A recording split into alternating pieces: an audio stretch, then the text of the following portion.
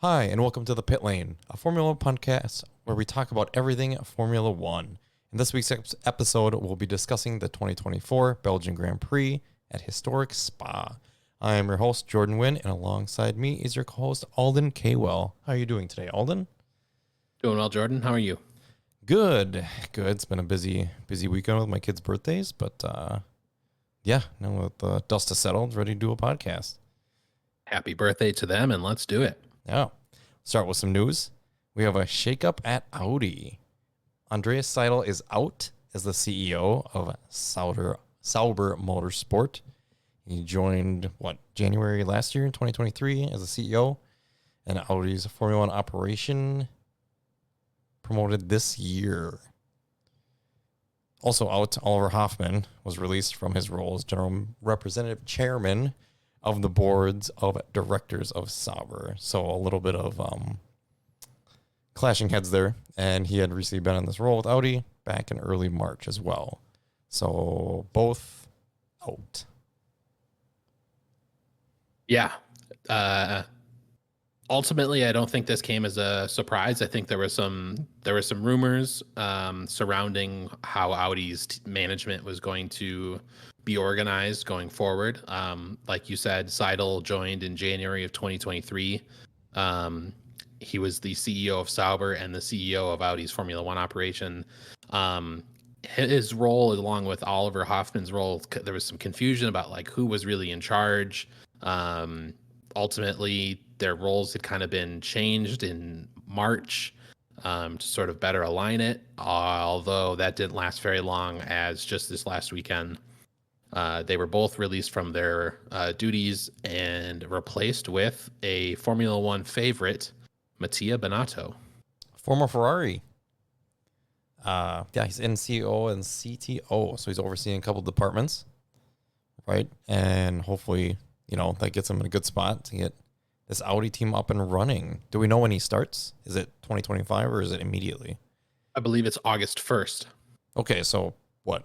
Oh, that's 2 days. Yeah, I was like, is that after the break? But no, it's...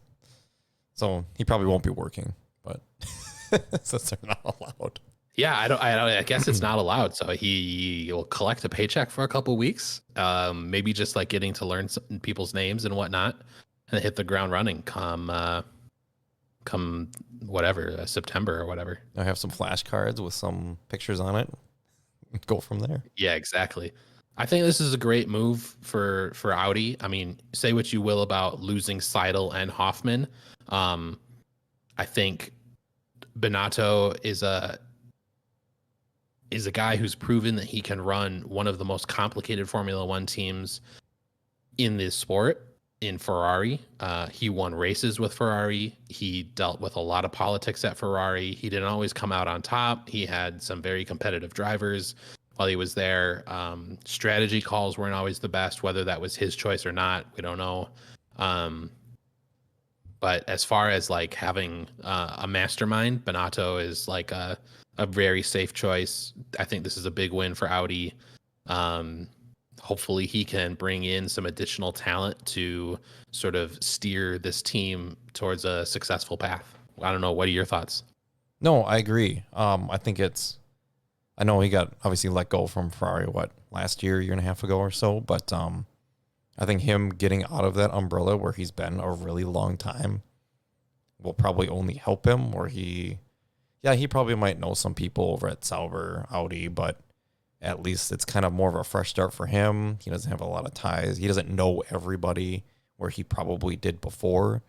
So him being in this type of lead position where he can kind of be more confident in his decisions instead of probably having a lot of conscious thoughts about like, oh, I know this person, I don't want to let him go, let's just kind of reassign him, or kind of just decisions like that, I think will benefit him by just being at a different team.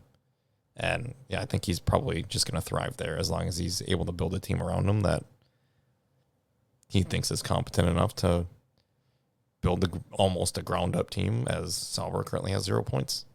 So Yeah, I'm confident he'll do the job, but I think they have to have some patience with him. But we know in F1, nobody really has any patience. So we'll have to see. Yeah, we'll get back to this idea of patience later in the episode, but no, I totally agree with you. And I think him heading up that's both the technical side and the operation side it's a good start for him. So I'm excited to see where it goes. We have driver news. Esteban Ocon was announced as the second Haas driver, and he will be alongside, do we know? Bierman. Oh, yeah, Bierman. That's right, Oliver Bierman. Yeah, he signed a multi-year deal starting in 2025.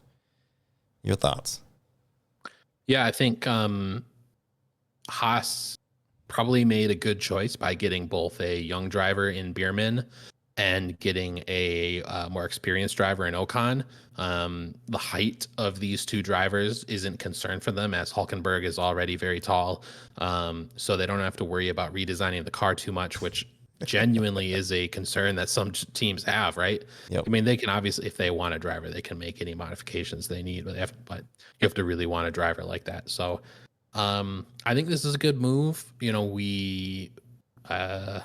Ocon has some history with teams, but he's genuinely a nice guy. And I think Komatsu over at Haas has done a really good job of, steering the ship of Haas towards a path of success. So if he believes that this is the right partnership of drivers for 2025, then I'm excited to see where it leads. I think Ocon, he's won a race, he's scored a lot of points for various teams, and he's talented. So this will be fun. Yeah, I second that. As much crap we kind of give Ocon, I do think it's probably one of the better settings Haas could have had at this point, with kind of what's left. I don't know. I still am kind of indifferent about Ocon leading a team, per se, as he kind of just keeps getting replaced where he's been. So I don't know. I think it's a good signing for them. We'll see where it goes. Haas is seventh in the standings right now, mostly on Hulkenberg's back, and K-Mag blocking the way in the first few races. But yeah, good signing for them. And they got their driver's lineup set, and they're ready for 2025. Yeah, totally agree. Carlos Sainz has finally signed with the team after having offers from basically the entire lower half of the field. And half of the upper half. Yeah, and half of the upper half. He's joining Williams on a multi-year deal for at least 25 and 26, and the Instagram post said, and beyond. So right. Whatever that means, we'll find out. But he's there at least for 2 years, it sounds like. Yeah, this was announced yesterday. I think we've talked on this podcast about the saga of Sainz's signing. Where will he go? Where won't he go? Where's the rumors hot this week? Where's he definitely not going last week? So it's finally done. It's going to Williams. I think this is a huge win for Williams. They've got a really strong driver lineup. Albon will finally have, someone with a stronger Formula One race pedigree, and we mean that with utmost respect to his former teammates, his current and former. But yeah, I think this is a huge win for Williams. Sainz gonna look good in the blue. I'm excited to see how he can perform with that car. What are your thoughts, Jordan? Are you excited for this deal? Yeah, it should be fun for Williams. They got two very good drivers, I think, in my opinion. Sainz is obviously a race winner. They're both former Red Bull Junior drivers. Albon went to Red Bull for a year and a half, so he has experience with the top team, and he's been doing great for Williams the past 3 years now, I think, 2.5. I think that's right. So yeah, 3. But I'm very, very excited to see what Williams does with this. If they can get their car built up with two really good drivers. Mostly looking forward to 26 with new regs and see what they do with that. But yeah, I'm pretty excited for them. Do you think? I feel like this is kind of a blow to Alpine, big time, and probably Sauber too, as I assume they both did, but we really know Alpine had an offer out, switching to Mercedes engines and trying to get Carlos Sainz over there. I think that's a huge blow for them. Yeah, I think this is a blow for Alpine. They had employed Sainz before under the Renault guys. They knew what they were getting. I think Sainz also knew what he was getting if he had gotten back with them. I think this is less of a blow for Alpine, who have struggled to navigate the politics of F1, but also the internal power and greed struggles that occur within such a large organization.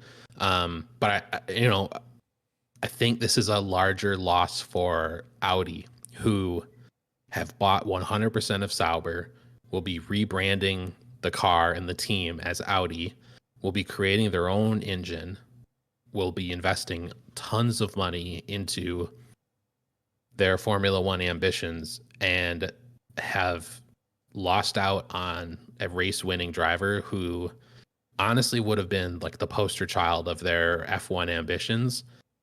For me personally, I think this is a larger loss for Audi than it is Alpine. We know the struggles that Alpine have had over the last couple of years with drivers and teams team principals, and their cars being overweight and underperforming, and the engine issues. But yeah, I think for Audi, who have stated the ambition of what they want, to lose out on Carlos Sainz is bigger for them than the loss it would have been for Alpine. Alpine, have reserve drivers who are good. Han, I think, is one who they'll probably bring up, I would guess. I hope so. He's been there a while as a reserve, hasn't he? And he just been waiting. So, yeah, hopefully he gets a shot.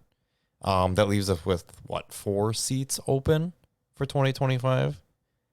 Alpine's got 1 seat. That was Ocon's seat.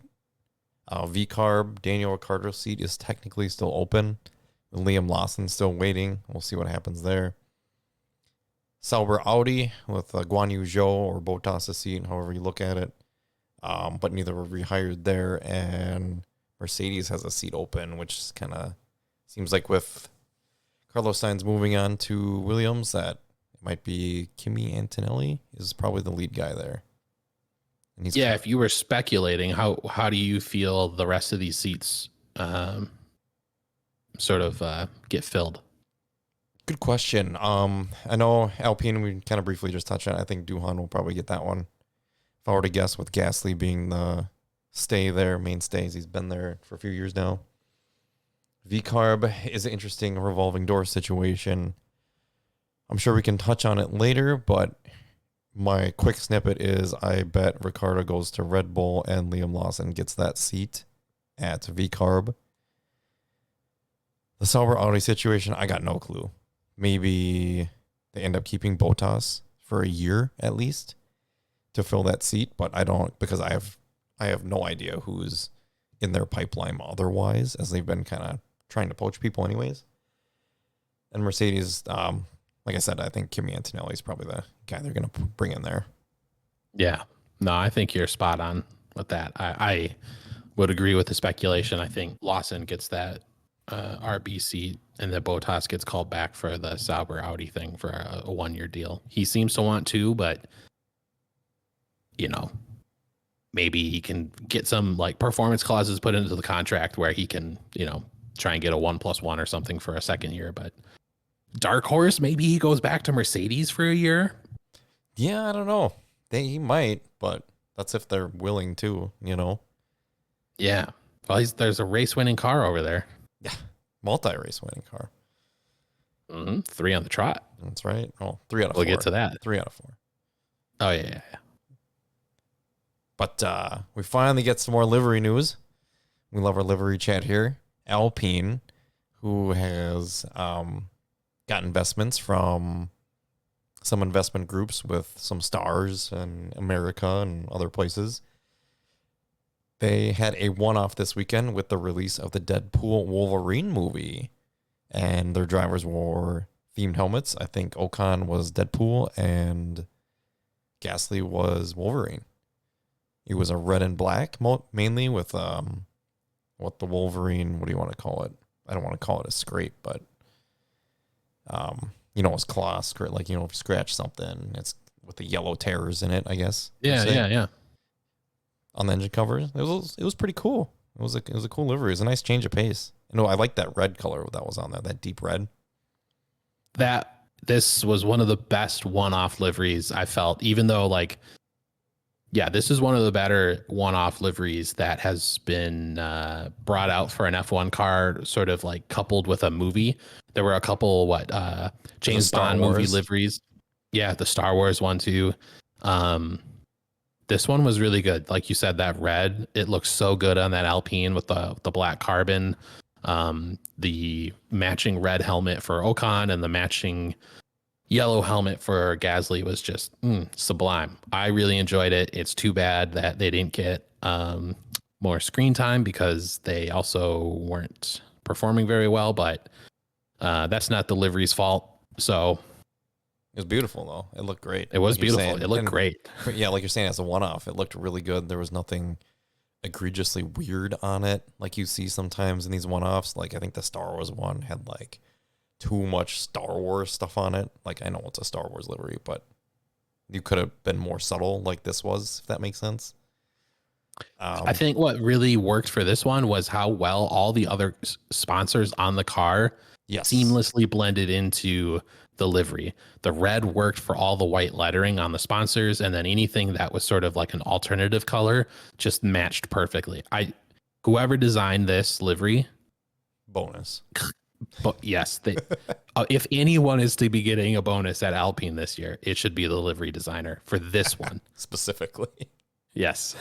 Yeah, no, it was pretty cool. So we urge you to check that out for sure. Very cool livery. That brings us, should we finally start talking about the race now? We haven't gotten Let's talk about the in? weekend. Let's talk about Spa and the whole all 3 days. Yeah, it was a standard weekend. This weekend, I think FP1 was dry, if I remember correctly, right? And FP2? Yeah, both sessions on Friday were dry. And then we got to Saturday, and it was wet. Very. It rained a lot, I think, in the morning. Some of the other races were affected. And qualifying, it was wet. It was drizzling. It was raining in some spots. It was kind of off and on most of qualifying, if I remember correctly. And everybody ran intermediates the entire time. Yeah, as the 3 sessions went on, there started to be a dry line forming, but no one was brave enough to get out there on the slick tires. Oh, the track's too big. I mean, if it's raining in pockets, you're going to still need those tires because you're going to have no chance on slicks if it's raining in one sector of the track here because they're huge. Oh, it's nearly during the rain, it's nearly a 2-minute lap. Yeah. It's insane. I think the first qualifying laps were in Q1. Yeah. But yeah, we'll get to that. Q1, the first 5 drivers out were Hulk, Magnussen, Tsunoda, Sargent, and Zhou. I don't think there was any huge surprises there where we didn't expect anybody to go out. I mean, Tsunoda, I think he kept going for laps, even though he had like a 60 grid penalty for essentially changing all of his engine components. And yeah, just took that penalty on the chin and was P18. Both Haas's out, Sargent with a P19 and Zhou P20. I think he also had an impeding penalty as well on Verstappen, like a 3 place, but didn't matter because Tsunoda had a 60 grid penalty. Yeah, no. I mean, I was a little surprised that the Haas cars went out in Q1. I would have expected maybe one of them to get through. They usually do well in the wet too, at least as of late. But yeah, sorry, continue. Overheating their tires seems to sort of be a problem, and you get some water. Maybe it's able to cool it off. What do I know? I guess I was a little surprised that both of them went out. They've been performing well since the start of really like July. So that was a little surprising, but ultimately I think, given the average pace over the course of the season for these teams, these drivers being eliminated in Q1 is not outrageous. Yeah, you want to go through Q2? Keep it rolling? Yeah, absolutely. Yeah. So Q2 was also wet, like we were talking about, a little bit less. The times continued to improve through the 3 sessions as the racing line on the track was sort of drying. It was a 3-minute shorter session than Q1, but ultimately we saw Albon, Gasly, Ricciardo, Bottas, and Stroll eliminated in that order. Albon missed out by 3 thousandths of a second for Q3 to Checo Perez, who qualified P10 in qualifying 2. So it was so close there at that buffer zone. I don't think there's too many surprises here. I think maybe Stroll in P15, considering Alonso got through, was a little surprising.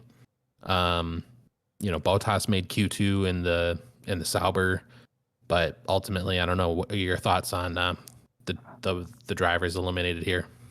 No, I agree. No real surprises here. It kind of felt like that those 10. I mean, if you look at the Q1 and Q2 as a whole, those are probably 10 of the drivers that you would think, might go out. 10 of the 11. You could probably swap Gasly for Ocon, and that might be it. Maybe, of somebody that might go out for somebody else. But yeah, I think that's probably where they were at. Getting to Q3, Verstappen takes pole. It was also a drying session, as you were saying. Times were getting better. Verstappen P1, Leclerc had a very good last lap. It was P2. Perez improved his time. He had a really good Q3 session. It was P3. Hamilton, Norris, Piastri, Russell, Sainz, Alonso, and Ocon. The big news, though, is that Max had a 10-place grid penalty, so he will start 11th for the race. That's right. That moved everyone else up a position. So Leclerc ended up starting from pole with Perez next to him on the front row. The rub on this was Max's comments.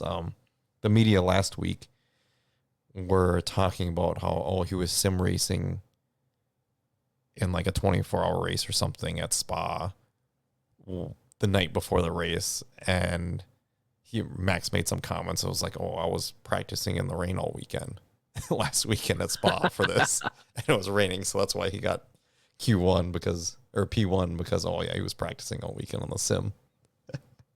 I had not heard that. That's pretty funny because that gap between Verstappen and P1 during Q3 and Leclerc and P2 was like half a second or something like that. It was over half a second. Yeah, it was like 6-7 tenths. Yeah, it was crazy. It wasn't close. Not even close. Like, we talk about Leclerc having a good last lap. Like, he just eked out Perez to get P2, whereas Max was just like leagues faster. Granted, he did have a new power unit in the car, but does that make up for the entire difference in track and lap time? No. I don't know. No, not around that track.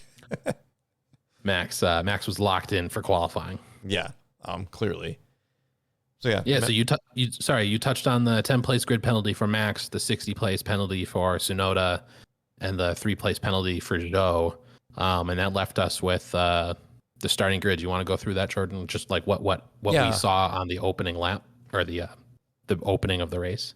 Yeah. So Leclerc started on pole with Perez, Hamilton. I guess the bigger news is that Norris P4, Piastri P5. Start of the race, Leclerc gets off well. I think Perez tries to cut off Hamilton, if my memory serves, to cover there.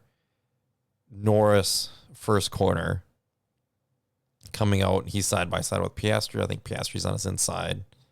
And Norris just goes wide on his own. There was room for him. He rode the curb, puts 2 wheels off on the gravel, and just loses that position. And yeah, going up the hill, Leclerc led for a while. I know Max made a few positions up right at the start, as he normally does when he's got grid penalties. He's usually on a move.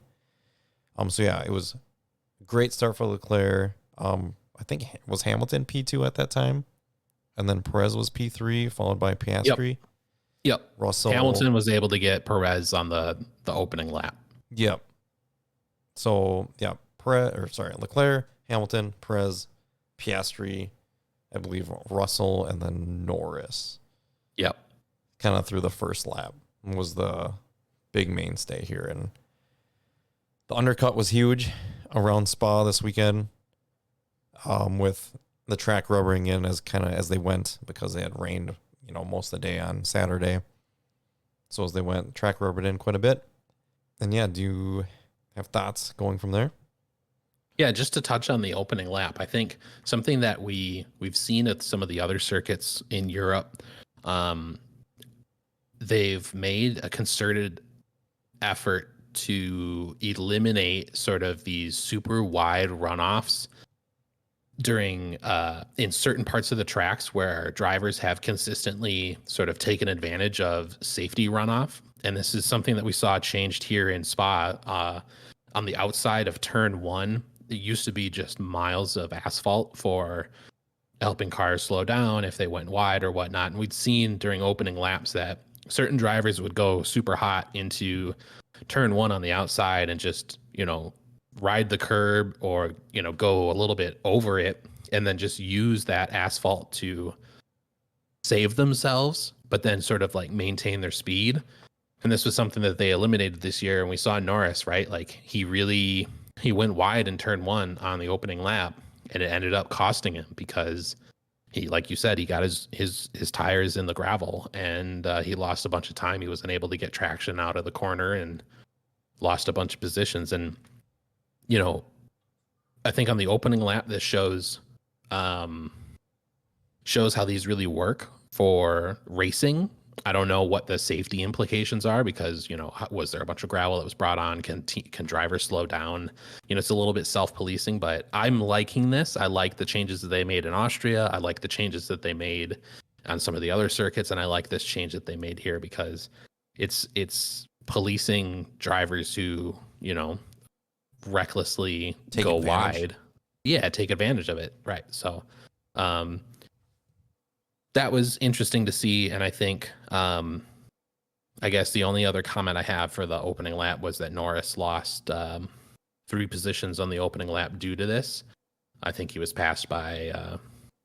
Was he passed by Sainz as well? Russell, I think Sainz, he might have been passed by, Piastri? Russell, Sainz, and Piastri. So, Another really bad start for Norris. yeah, he was good off the line this time, but he just couldn't was. get that first corner. So, But we saw that in China too. We did. He went way wide on the longest right-hander known to man, and somehow he went wide. I don't know. Yeah. It's surprising there were no safety car. There was not only was there no safety car in the opening lap, which is something that we see very commonly in at Spa, but there was no safety car for the whole race. There's no safety car for 2 races in a row. Or what? Or what? Virtual safety car. 2 races in a row. There was nothing. That's right. Someone might need to check the stats on that because that's almost unheard of nowadays. I don't know if it's the cost cap stuff or what, but yeah, 2 races on the bounce that there's no safety car or no virtual safety car. Well, it's a good thing that the drivers are behaving. We would rather see more of the drivers in the race than out of the race. Yes, correct. Bring us should we talk about Mercedes then? As Hamilton took the lead right off the get-go, pretty much? Or after lap 3. Get to it. Yeah, so as we kind of mentioned before, the undercut was huge here. And for most people, it was a 2-stop race. Hamilton pitted, on lap 11, and again on lap 26 for a second set of hard tires. So we went medium, hard. And there's only 44 laps at Spa. Let's remind you, it's a huge racetrack. So you got 44 laps instead of 2 that was at Hungary a couple weeks ago. Hamilton was leading the race pretty much from then on until he took his second pit stop. Russell took a 1 stop. And you could hear it on the radio. They were chatting about, Russell mentioned, we should think about 1 stopping this race as the tires were holding on well. He went medium to hards, and he pit on lap 10 for hard tires. Going 34 laps on the hards here would be pretty impressive, which actually is what happened. Hamilton came back at him at the end of the race, and caught up to him with 6 laps to go, I think. Yeah, thereabouts. Mercedes said there's no team orders here. Go at it, boys. Hamilton I think he attacked a few times going down the main straight. He just couldn't get next to him, as that second sector is pretty tough to stick with these cars. He was still within DRS zone that entire time, but having the same machinery, I assume pretty close to the same setup.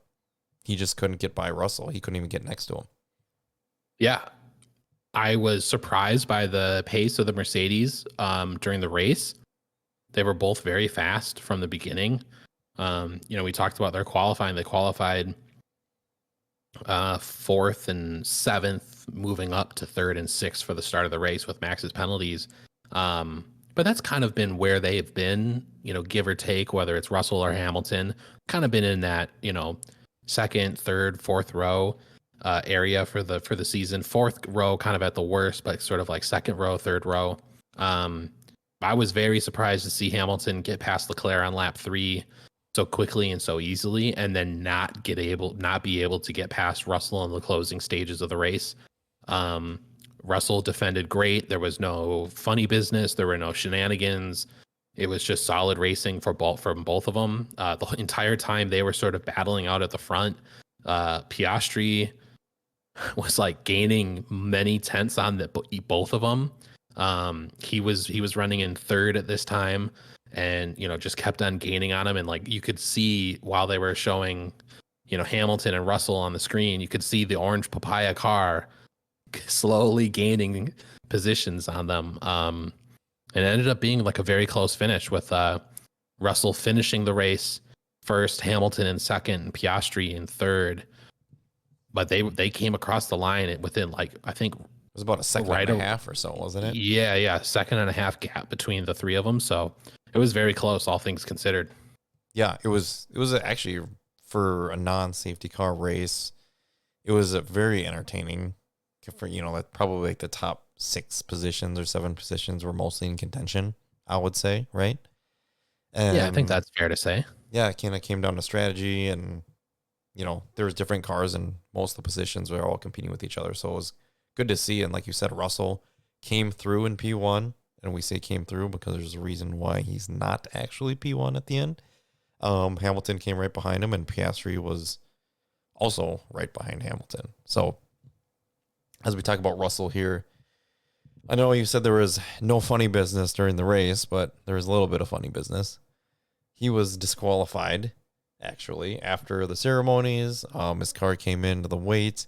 I think I read that they took some of the fuel out because I think Mercedes knew that the car was underweight, not intentionally, but I think maybe they just missed something in all of the setups and all the parts that came off and on. Russell's car was underweight by 1.5 kilograms, and that's a big thing. 1.5 kilos doesn't seem like a lot, but for that race car, that's a lot. Saw some maths out there by some, armchair racers who sort of were talking about the difference that 1.5 kilos makes on a given lap. And it was significant. I don't remember it off the top of my head, but it was enough where I was like, oh, wow, that's a lot more than I thought it would be.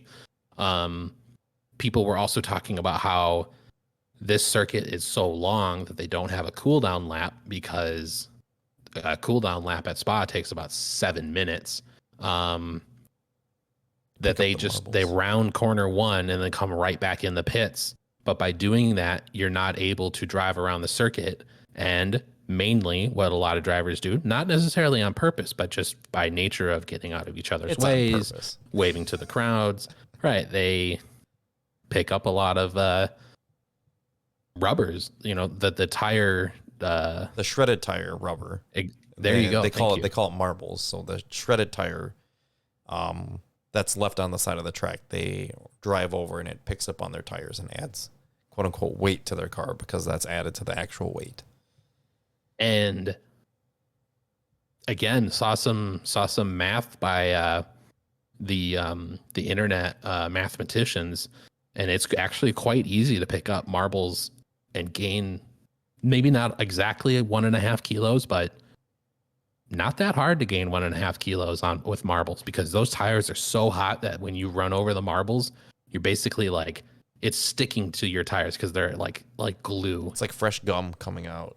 Yeah. Like how sticky, then all of it's in your shoe, So was that the reason the car was underweight, right? If they had done a cool down lap, would he have been able to get to 1.5 kilos of marbles? Was it the fuel? Was it ballast? Was it he wasn't lifting and coasting? There were no safety cars. There was a reaction that from people were analyzing Toto Wolff's reaction. That he, as they cross the line, then they show Toto Wolff, and he's just got this stoic, like, well, he's got a little bit of a smile on his face, but not like, felt like not like it would have been with the normal 1-2. It's like he almost knew that they might run into an issue. But who knows? Who knows? It was just, I saw that as well. Yeah. It was just interesting that was mentioned. Then you do go back and look at it. You're like, oh, that doesn't seem like a normal reaction for him. To me, it looked more like the face of a father who knew he was going to have to deal with an unhappy second place finisher. I mean, that's leading the race too. Right? Like Hamilton had been leading the race, got it on merit, and all of a sudden, like George called an audible, and he's like, "Wait, what? How's my teammate ahead of me?" And totally didn't expect Russell to win. Oh yeah, well, and turns out he didn't. So I guess that wasn't an issue. Yeah, no fault to Russell, right? Like he did everything he was supposed to do. I feel a little bad for him, not really. But if Hamilton's going to win his 100 and something race, I think 105 or 106. 105. Okay, yeah. I'm sure he would have drawn it up differently than that, but he's not going to not take the points. So correct. Congrats to Hamilton. Congrats to Russell. Congrats to Mercedes. I do have to say, it was pretty fun to see after last weekend's McLaren debacle with Norris waiting so long to let Piastri go by. It was fun to see Russell be so excited to win the race, even though he didn't in the end. But at that point, it was fun to see him excited, kind of getting out of his seat, with his fist, pumping in the air. And you haven't seen that in a while, crossing the line, somebody that jacked up about winning a race. Oh yeah, that was great. It's been a while too bad since he didn't get to keep it. Yeah. Yeah. It was cool to see. And then you realize he was disqualified. And I was like, at least I got the moment to see. And then. But, it shows that there's some pace in that Mercedes car. It's not as bad as it started the season. This car is it's fast, especially on a circuit like Spa. That was impressive. Yeah. I'll bring us to McLaren here. Piastri, as we mentioned, ended up being P2 after the disqualification. He was faster than McLaren's all day. Once he got into free air, too, he was real quick, as we mentioned. It took him a while to get past Leclerc. I think he was stuck behind him probably a lap or two longer than he needed to be. Lost a couple of seconds there and maybe cost him the win, potentially. But, yeah, he was on the podium and ended up P2 after getting first place in Hungary. So, great back-to-back races for him. Norris, again, he kind of had an up and down race. I guess kind of more down than up.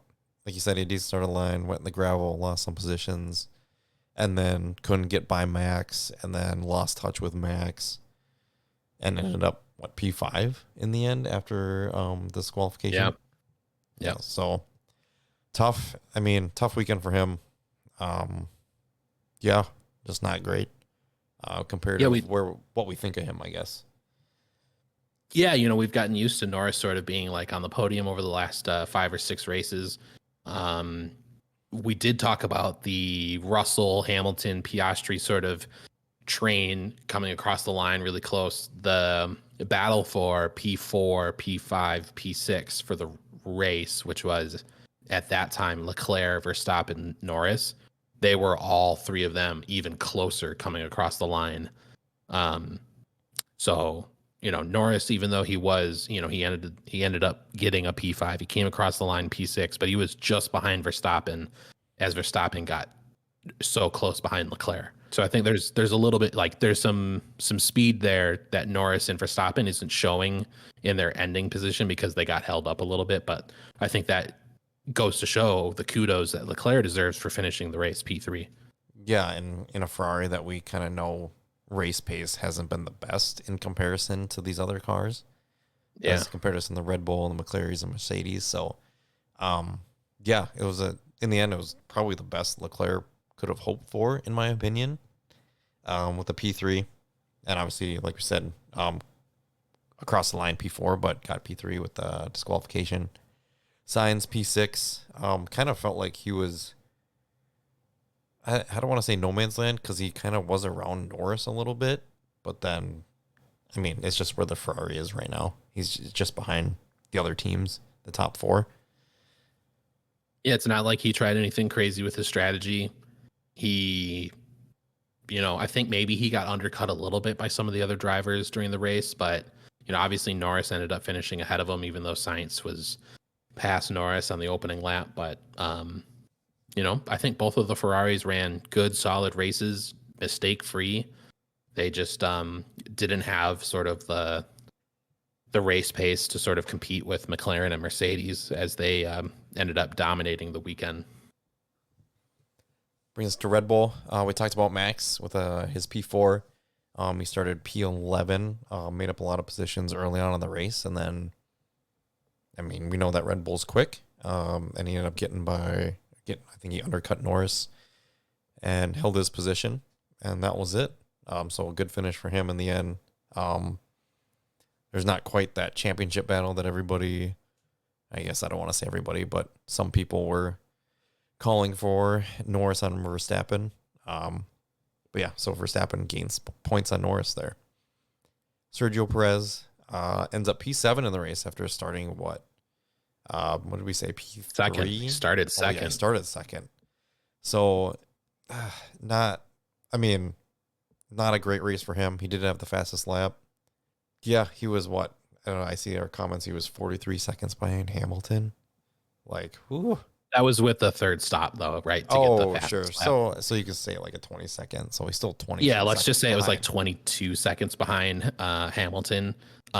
Maybe that would have been more like 23 behind Russell or whatever. Because Russell, yeah. But he's 20, probably 20 seconds behind Max too. Yeah, 18. That's maybe, I think. Yeah, it's who started behind him. 9 positions. Yeah. 18 seconds seems like a lot on this track. 44 laps? It's a super long track. It's still it's what 0.4 of a second per lap. That's not great against your teammate. Although his teammate did have a brand new engine, so true. There's more power there. Yeah, not great considering a lot of the other drivers had better races. Everyone else in the other three teams, Mercedes, McLaren, Ferrari, plus Max, like Perez was basically the 8th best car of the 4 best teams in arguably the fastest or second fastest car. At least the second fastest. Yeah, we say that, and yet I would think. Both Mercedes crossed the line first and second, But Max did start P11 and started on pole. You're right. So, it depends, I guess, right? There's a couple ways to look at it. There's more than one way to look at it. I'm not a Perez doomer. I'm not accusing you of being one either, but I just feel like, yeah, it wasn't great, but, none of those other 6 drivers are going to come drive for Red Bull.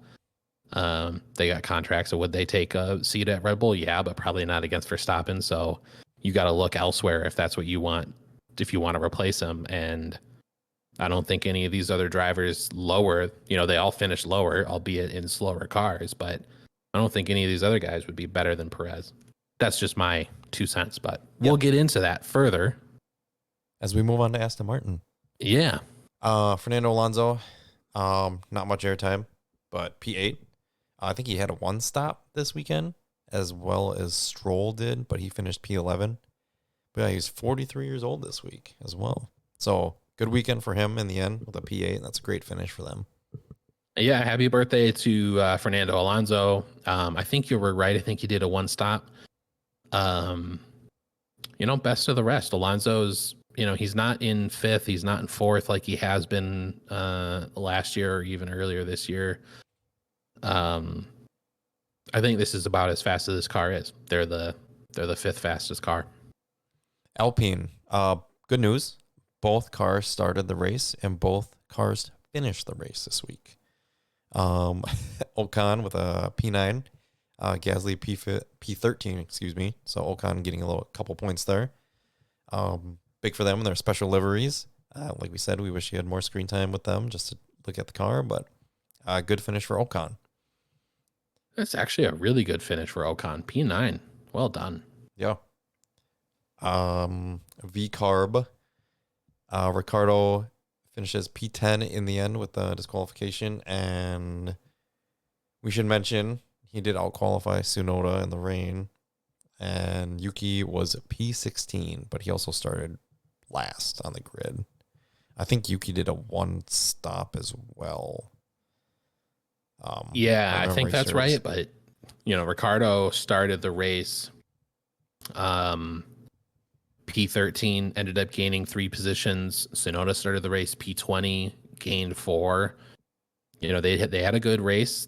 Ricardo ends up being the one that gets points through the Russell disqualification. But hey, those are the types of performances you need in the midfield to secure your spot over the course of the 24 race season to get 5th, 6th, 7th. These points are crucial towards securing money paying end of season positions. Williams, Albon P12, Sargent P17. I guess I don't have a lot of info there. Again, not a lot of screen time, but it kind of feels like track dependent. That's kind of where they're at. Haas, Kevin Magnussen P14, Hulk P18, and Sauber, Bottas P15, and Joe DNF. Do you recall what Joe's issue was? I think they said it was hydraulics or water pressure. Okay. Yeah, either way, DNF for Joe. He started last, or second to last, I guess, with Yuki's penalties. Yeah, disappointing for Joe. That's too bad. Not his fault, but it's got to weigh on you. Your car's not been fast all season. You're being out qualified and out raced by your teammate. There's lots of talk in the paddock and in the media about your position being replaced, and you have to keep showing up for your job with a smile on, get in front of the cameras, and tell them why your car's there. Yeah, I just feel bad for him, man. Yeah, it's been unfortunate for him, but I'm glad. I mean, I think most of us expect him to get replaced. But I'm glad at least he had his China moment. I think that was pretty special earlier in the year.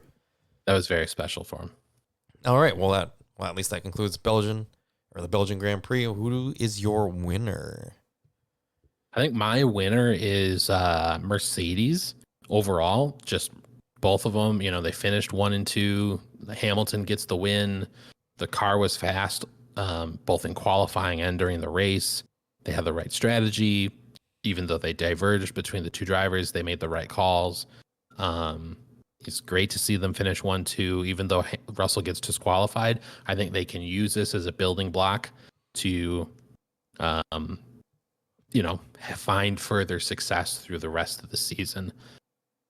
So they should go into the summer break with high confidence, knowing that they can come back after the break and hit the ground running. What about you, Jordan? My reasoning is very similar to yours. Going into the break with high confidence. I have Hamilton and Piastri as my winners. Kind of more on the basis of the last few weeks where last 4 races, both of them have gotten 80 points and have both outscored Red Bull and Ferrari on their own, which I think is huge. Obviously, that is huge. Hamilton wins 2 of the last 3 races because he won Silverstone. Piastri won last week and got second place here and probably should have won Silverstone. But yeah, those are my winners for having a really good run the last few races and kind of on the top of their game right now and have a lot of confidence going into the break. Losers. That's a good stat. That's a good stat, man. Yeah, I saw it and I was like, ooh, yeah. I mean, that's huge. Losers, I have Norris. I know he finished P5. He finished behind Verstappen. His starts have just been killing him, man. I don't know where his confidence is right now. I don't know. There's talk of like, oh, he needs like a sports psychologist, which is, a big thing in sports. I don't know if he needs that. No idea. I don't know where his confidence is, but it feels like it's not very high right now. Listening to his interview after the race, kind of just felt dejected. Yeah, I don't know. I don't know where he is. But yeah, it doesn't feel like he's in a good spot right now, even though he's driving fairly well in the end. It's just he's not getting the finishes he needs or the starts he needs. What about you? That's some good points you made about Norris there. Hopefully he can take some time away during the summer break and come back and hit the ground running, prove us all wrong. Similarly, someone who's probably feeling a little dejected, I've gone with Russell as the loser. Through no fault of his own, he's disqualified. Maybe the team was telling him to lift and coast more during the race, and as he was defending against Hamilton, he wasn't able to do that. So I guess I haven't listened to all the radios, but perhaps that happened. I think we would have heard about it if that was the case. But, I feel bad for him. He lost the race, having finished P1. He crossed the line in first position, but it's got to be a tough pill to swallow. I mean, it is what it is. It's a slam dunk these days if you fail the weigh-in or some of the scrutineering that occurs after the race. You watching your teammate inherit your win, that never, ever feels good. Yeah. Really unfortunate circumstances for him. So I really get that pick. But he's also been driving really well of late. So hopefully that doesn't affect him too much. I don't think it will, as it's kind of not really his fault, as you mentioned. So, yeah, that was the Belgian Grand Prix. I did have some other news I was thinking about. Not to backtrack, but before we get to the Checo news, because we also have Checo news. So Formula One, I know we had talked about it in an earlier podcast this season. They have rejected the new point structure for points paying positions. They were talking about going 1 to 12, I believe, and adjusting the point scale in between there. And they've rejected that. So they're going to keep it 1 through 10. For next year? Yes.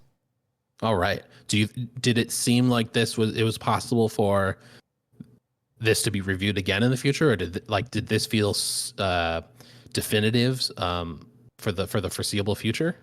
I bet they reconsider depending on how the regulations go in 2026 is my guess. That doesn't mean they'll revisit it, but maybe maybe there might be chatter about it. But I did catch that news and I completely forgot about it and didn't put it in here in our script, at least, that we were talking about. So just wanted to mention that if you were on your toes, waiting for that on the edge of your seat, wanting to know if there's a point structure change, but which I'm pretty sure nobody was. But yeah, so that's not happening. So the points paying positions will still be 1 through 10, and it'll be the same as it has been. Wow. That's pretty big. That's pretty big news. I mean, I think people were kind of expecting there to be a change, but yeah, I was too. All right. Yeah. But all right. Gets us into Checo news.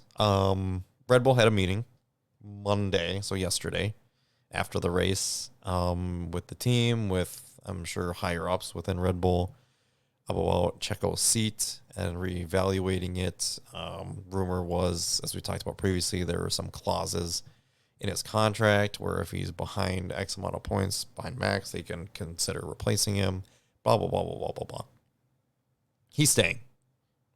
He's staying at Red Bull for the second half of the season, was what it sounds like, at least for now, until they change their mind or don't change their mind. But yeah, currently he's staying there. Whether or not it's due to his performance or not is up to speculation. There's been rumors going around about, his sponsorship money, or there's a documentary coming out on Checo on Disney Plus soon. Yeah, I don't know. What are your thoughts? I think this is the right call. I think circuits coming up favor Checo. And that ultimately the team want him there. They want him to succeed in that car alongside Max. This is the driver pairing that they want. And they've proven over the course of the last 5 years that if they don't like a driver in one of their seats, they replace them. People might argue that they're getting soft, but I don't think they are. I think that they know exactly what they want.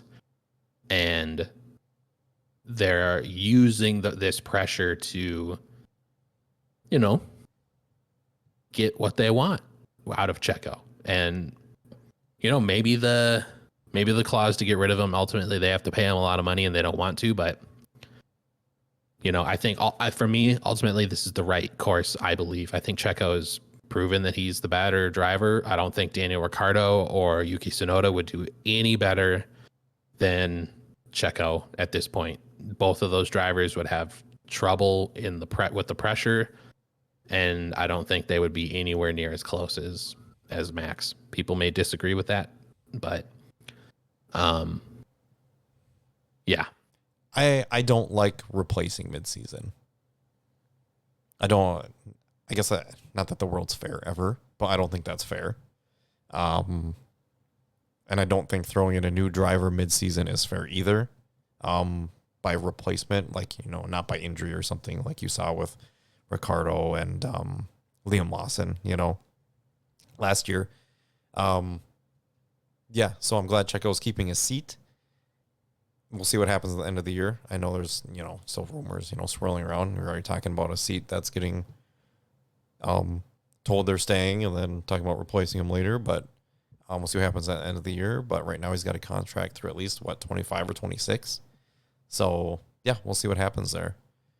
Yeah, if they ultimately don't feel like he's performed well enough for the rest through the back half of the season, they can replace him and move forward with a fresh driver for 25 or 26. So it's not like by keeping Perez right now, they lose the ability to replace him in the future. They can just wait for the end of the season, and which they very well may do.